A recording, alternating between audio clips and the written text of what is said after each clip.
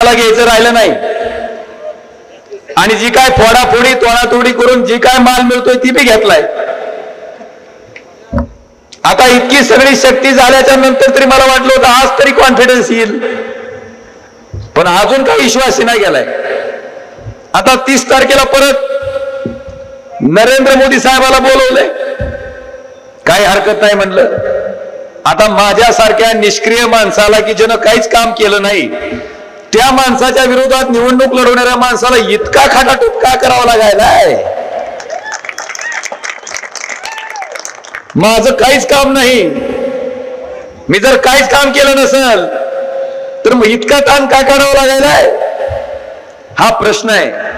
आता माझ्या पुढच्या उमेदवार ठरल्यात आपल्या जिल्ह्यात, तर मला वाटतंय डॉक्टर पद्मसिंह पाटलाच्या घराला सोडून दुसऱ्याला कुणाला विकासाचं काहीच माहित नाही। जे काय एबीपी माझा, उघडा डोळे बघा नीट।